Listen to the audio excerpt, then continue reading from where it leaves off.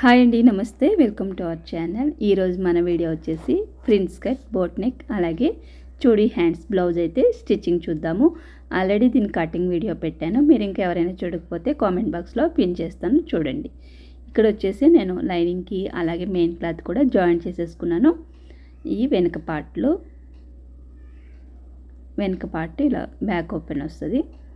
ఇక్కడైతే lining join చేసేసుకున్నాను కదా. ఇప్పుడు ఫ్రంట్ పార్ట్ అయితే తీసుకున్నాను. ఫ్రంట్ పార్ట్లో మనం కటింగ్ వీడియోలో లోతు తీసుకోలేదు కదా చంక దగ్గర, ఇప్పుడైతే తీస్తున్నాను. ఇక్కడ నేను 3/4 ఇంచు వరకు లోతు తీసుకోండి. వీళ్ళు ఏంటంటే కొంచెం బక్కగా ఉంటారు కాబట్టి ఒక 3/4 ఇంచు వరకు తీసుకోండి. అదే లావుగా ఉన్న వాళ్ళకైతే 1/2 ఇంచు తీస్తే సరిపోతుంది. ఫ్రంట్ పార్ట్కి మాత్రమే తీసుకోండి, బ్యాక్ పార్ట్కి అవసరం లేదు. ఇట్లా మధ్యలో మాత్రమే తీసుకోవాలి. ఇలా కట్ చేసేసిన తర్వాత ఇప్పుడు షోల్డర్ వైపు ఒక 1/4 ఇంచు వరకు ఇలాగా తీసుకోండి. కొంచెం ఇలా క్రాస్గా తీస్తే ఏంటంటే చంక లోపల ముడతలు రాకుండా ఉంటుంది.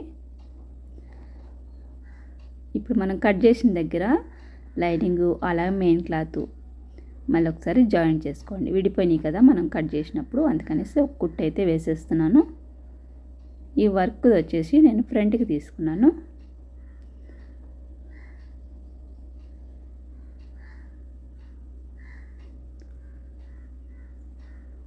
ఇప్పుడు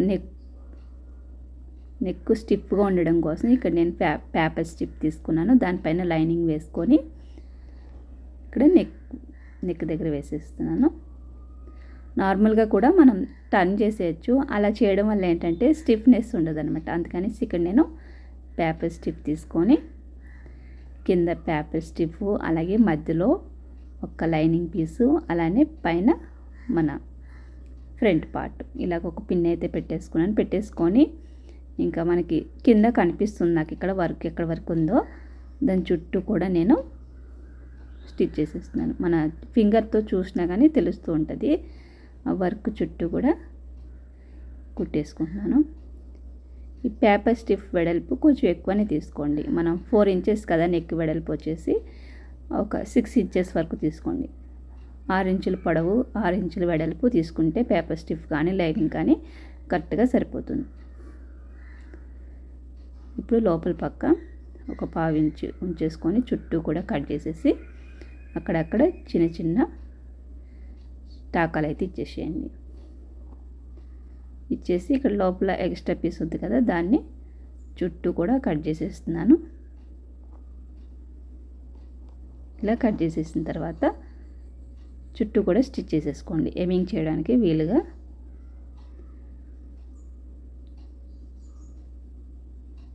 ఇలా పేపర్ స్టిఫ్ వేసుకుంటే ఏమవుతుందంటే మనకి నెక్ దగ్గర స్టిఫ్గా ఉంటుంది అనమాట. ఇలా వేసేసిన తర్వాత ఇదంతా కూడా లోపలికి పెట్టేసుకొని పైన ఒక స్టిచ్ వేసేసేయండి. చూస్తున్నారు కదా, వర్క్ ఎక్కడ కూడా డిస్టర్బ్ అవ్వకుండా మనం వర్క్ పక్కనే స్టిచ్ చేసుకున్నాము.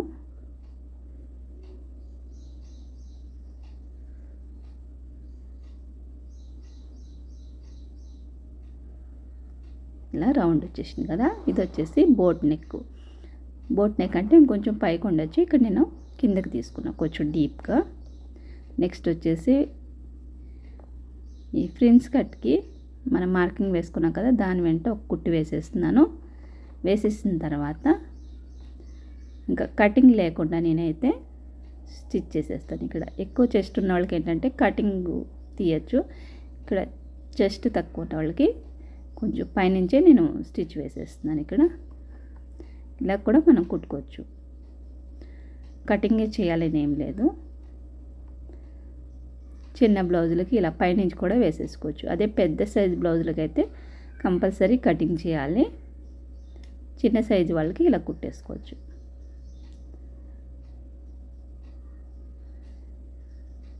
ఇక్కడ ఇలా కుట్టేసుకున్న తర్వాత ఇంకొక సైడ్ కూడా సేమ్ ఇదే విధంగా కుట్టేసుకోవాలి.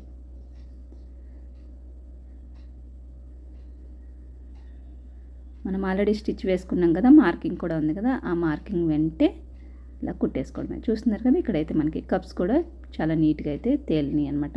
ఇంకా లోపల ఎక్కువ కటింగ్ పెట్టట్లేదు. ఇప్పుడు ఈ లోపల ఇక్కడ ఇలా ఖర్చు ఉంది కదా, కొంచెం లోపలికి పెట్టేసుకొని మడిచి ఇలా పైన ఒక కుట్టు వేసేసేయండి. బయటికి అవి కనపడకుండా దారాలు గట్ట ఇలా 2 పక్కల కుట్టేసుకున్న తర్వాత ఇప్పుడు పట్టీ వేసేస్తాను కింద సైడు. ఈ కుచ్చుల దగ్గర చిన్న చిన్న కుచ్చు పెట్టుకోండి. మనం డాట్స్ ఉంది కదా, డాట్స్ దగ్గర చిన్న చిన్న కుచ్చులు పెట్టుకుని, ఇది వచ్చేసి ఫ్రంట్ పార్ట్, మళ్ళీ ఒక కుట్టు పైన వేసేసుకోండి. ఇప్పుడు ముందు పార్ట్ రెడీ అయిపోయింది కదా, నెక్స్ట్ వచ్చేసి వెనక పార్ట్ కోసం ఇక్కడ నేను ఇంత డీప్ లేకుండా కొంచెం తగ్గిస్తున్నాను. ఒక 1 ఇంచ్ వరకు తగ్గించుకొని ఇక్కడ మార్క్ చేసుకుంటున్నాను. వీళ్ళు ఏంటంటే కొంచెం తగ్గించమన్నారనమాట, అందుకనేసి మనం కటింగ్ చేసినప్పుడు కొంచెం కిందకి తీసాను కదా, ఇప్పుడు పైకి తీసాను. ఒక 2 ఇంచెస్ వరకు మార్క్ చేసుకొని ఇక్కడి నుంచి మనం ఇక్కడ హోల్ అనేది తీస్తున్నాను. ఇంకా కింద డీప్ అంతే ఉంచేస్తున్నాను. ఓన్లీ పైన నెక్ ఒకటే తగ్గించాను అంతే. ఇక్కడ వెడల్పు కూడా కొంచెం తక్కువనే తీస్తున్నాను. ఎక్కువ బ్రాడ్ కావాలనుకున్నాడు ఎక్కువ తీసుకోండి, ఇక్కడ తక్కువే తీస్తున్నాను నేను. హోల్ అనేది ఈ మాత్రం మనం కుట్టిన తర్వాత ఇంకొంచెం ఎక్కువ వస్తుంది. ఇప్పుడు కట్ చేసిన దగ్గర మళ్ళీ ఒకసారి స్టిచ్ వేసేసుకోండి.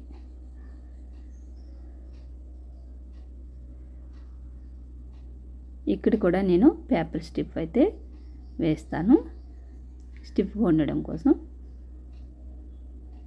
ఇలా కొంచెం వెడల్పుగానే తీసుకున్నాను, పొడవు పీసులు పొడవుగా సరిపోయేంత. ఇప్పుడు కింద పేపర్ స్టిఫ్ వేసుకున్నాను, పైన లైనింగ్ వేసుకున్నాను.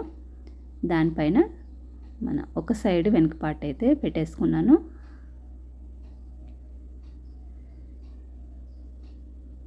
ఇలా మంచిగా సెట్ చేసేసుకొని ఒక పిన్ కూడా పెట్టేసుకొని, ఇంకా దీని చుట్టూ కూడా ఒక 1/2 ఇంచ్ మైనా పట్టుకొని మన నెక్ ఎలాగైతే కట్ చేసుకున్నామో ఆ విధంగా వచ్చేసేయండి కుట్టుకుంటూ.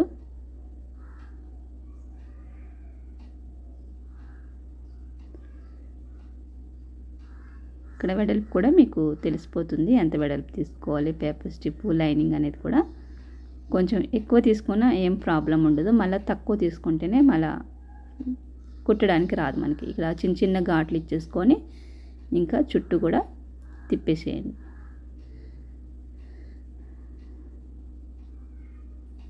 ఇక్కడ ఎక్స్ట్రా పీస్ అంతా కూడా కట్ చేసేసి ఈ మూలలు చూస్తున్నారా నేను ఎలా తిప్పేస్తున్నాను. కత్తి ఒక కొన ఉంటుంది కదా, దాని సహాయంతో ఈ మూలలంతా కూడా బయటకు వచ్చేటట్టు నీట్గా తీసేసుకొని ఇప్పుడు దీనిపైన ఒక కుట్టు వేసేసుకుంటే స్టిఫ్గా ఉంటుంది.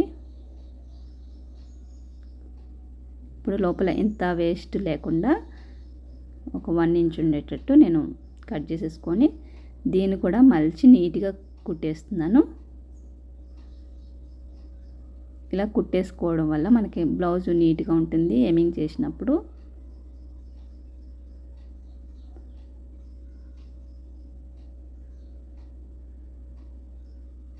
ఇక్కడ పైన స్టిచ్ వేసేస్తున్నాను, చివరికంటే వేసేసుకోండి, నీట్గా ఉంటుంది.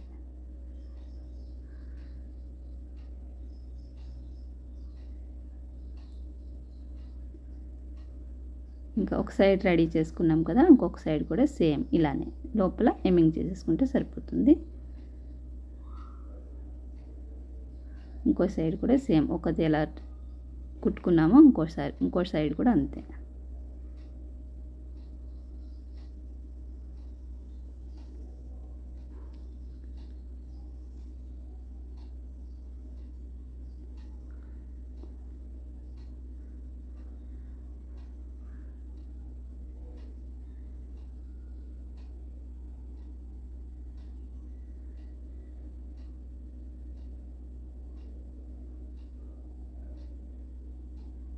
మరి లోపల కట్ చేసేయకుండా ఒక కొంచెం ఉంచి 1/2 ఇంచ్ వరకు ఉంచి కట్ చేసుకోండి.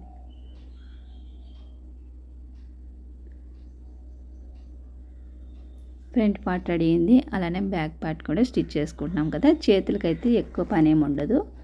ఇంకా లైనింగ్ ఉండదు కాబట్టి దానికి చంక లోతులు తీసుకుంటే సరిపోతుంది. చాలా తొందరనే మనం స్టిచ్ చేసేసుకోవచ్చు. Frills cut boat neck blouse అయితే ఎక్కువ టైం పడుతుందేమో అనుకుంటారు, ఎక్కువ ఏం పట్టదు, చాలా ఈజీ అనమాట. నార్మల్ బ్లౌజ్తో పోల్చుకుంటే ఇదే తొందరగా అయిపోద్ది నన్ను అడిగితే. కొంచెం కటింగే జాగ్రత్తగా కట్ చేసుకొని కుట్టుకోవడం ఈజీనే. ఇక్కడ వెనక డాట్స్ వేస్తున్నాను.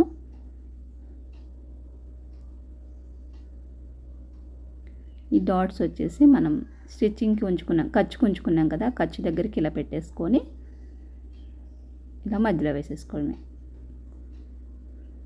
మన వెనక కుట్టు పడుతుంది కదా, సైడ్ కుట్టు, అక్కడి నుంచి కొలుసుకుంటే సరిపోతుంది.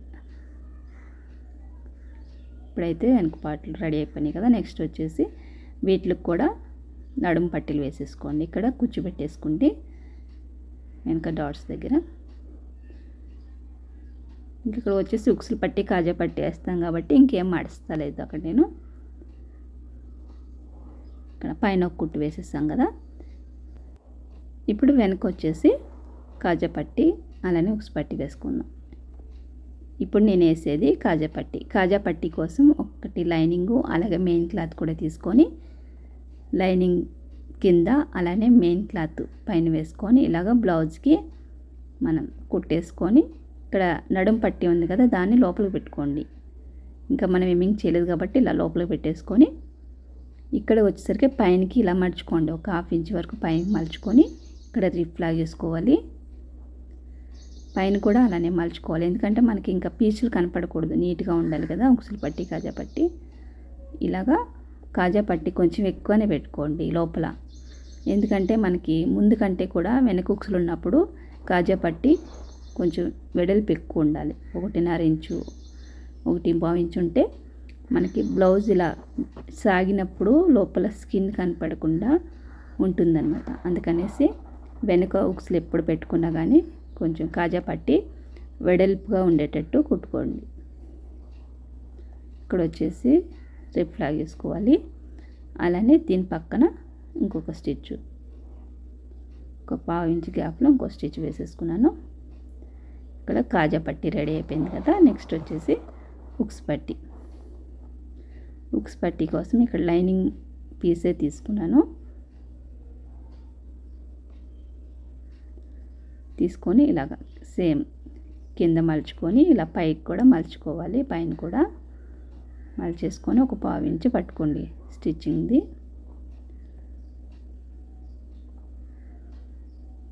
ఇప్పుడు నేను ఇక్కడ వీడియోలో ఎలా చూపిస్తున్నానో అలా పైన ఒక స్టిచ్ వేసేసుకొని మిగిలింది లోపలికి పెట్టేసుకొని కొంచెం ఎక్కువ ఉంటే కట్ చేసేసేయండి. ఇలా ఒక మడత అలానే ఇంకొక మడత వేసేసుకొని దీనిపైన ఒక స్టిచ్ వేసేసుకోండి. ఇది ఉక్స్ పట్టి.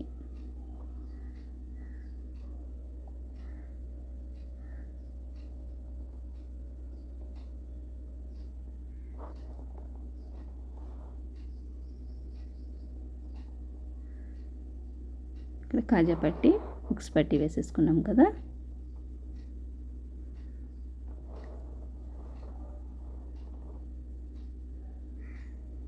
నెక్స్ట్ వచ్చేసి ముందు పార్ట్ పైన వెనక పార్ట్ కూడా వేసేసుకొని భుజాలు జాయింట్ చేసేసుకోవాలి.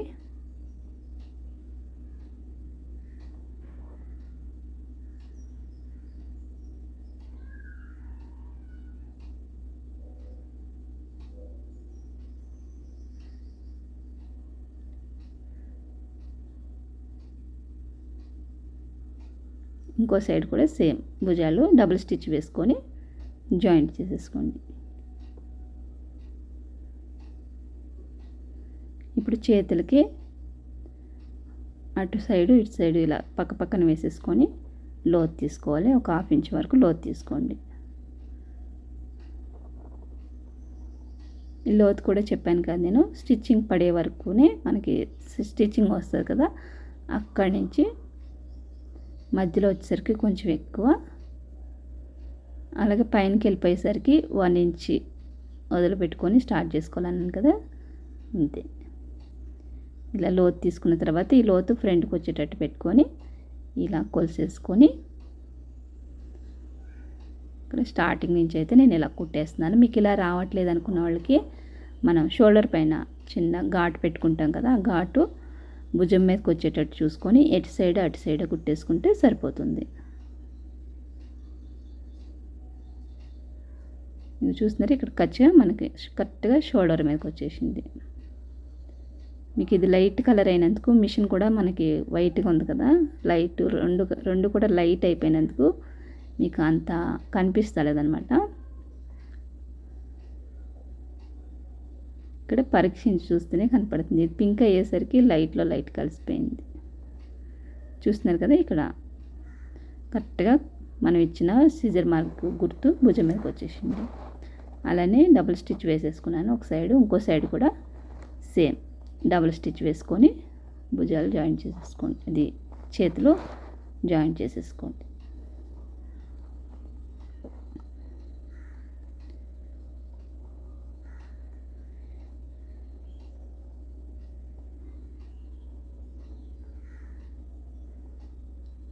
ఇప్పుడు చివరి వచ్చేసేసి మనకి చేతులు పొట్టి చేతులు ఇచ్చారని చెప్పాను కదా, ఈ పొట్టి చేతుల వరకు ఈ కింద నుంచి పెట్టేసుకొని వర్క్ పోకుండా మనం దీన్ని కూడా కింద వేసేసుకుందాం.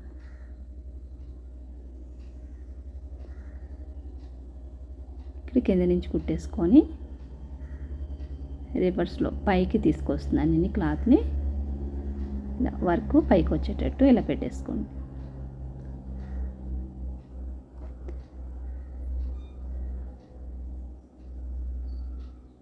ఇక్కడ ఏంటంటే మనం శారీలోదే తీసాము ఫుల్ హ్యాండ్స్కి. చీర అనేది కొంచెం బక్కగా ఉన్న వాళ్ళకి తీసుకునే ఏం కాదు, కొంచెం లావుగా ఉన్న వాళ్ళకంటే చీర మళ్ళీ తగ్గిపోతుంది. అందుకనేసి మీరు వేసుకోవాలనుకుంటే బయట విడిగా నెట్ అమ్ముతారు, ఫుల్ హ్యాండ్స్ కావాలనుకున్నప్పుడు బయట క్లాత్లు అమ్ముతారు, అవి తెచ్చుకొని కుట్టుకోవడం బెటర్ నన్ను అడిగితే. ఇందులో తీసుకోకండి, ఇంత పీస్ తీసేస్తే ఏమవుతుందంటే చీర అనేది కొంచెం తగ్గిపోతుంది. అందుకనేసి మీరు ఎప్పుడైనా కుట్టుకోవాలనుకున్నప్పుడు బయట క్లాత్ తెచ్చుకోండి, చేతుల వరకు వేరే తెచ్చుకోండి. బాడీకి వీళ్ళు ఇచ్చిన క్లాత్ సరిపోతుంది. ఇక్కడ చూస్తున్నారు కదా, రెండు సైడ్లు కూడా జాయింట్ చేసేస్తాను. ఇప్పుడు చేతులకి లోపల ఎక్కువ ఖర్చు వద్దన్నారు కాబట్టి నేను కొంచెం కట్ చేసేస్తున్నాను. లోపల కరెక్ట్గా ఉంటే సరిపోతుంది, అంటే రెండు కుట్ల పైన ఎక్కువ వద్దన్నారు. ఇక్కడ వచ్చేసి కొలుసుకొని కింద 4 ఇంచెస్ వచ్చింది వెడల్పు. ఇక్కడ చంక దగ్గర కూడా చెప్పాను కదా, ఇవన్నీ కొలతలు పెట్టేసుకున్నాం కదా మనం ముందే. చెస్ట్ దగ్గర 32 అంటే 4 భాగాలు చేసి పెట్టేసుకున్నాం. కింద నడుము దగ్గర కూడా 28 ఇంచులు 4 భాగాలు చేసి పెట్టేసుకున్నాం కదా, కింద 7, అలాగే చెస్ట్ దగ్గర 8 అలా గుర్తులు పెట్టేసుకొని మార్కింగ్ దాని ప్రకారం నేనైతే ఇక్కడ స్టిచ్ వేసేస్తున్నాను.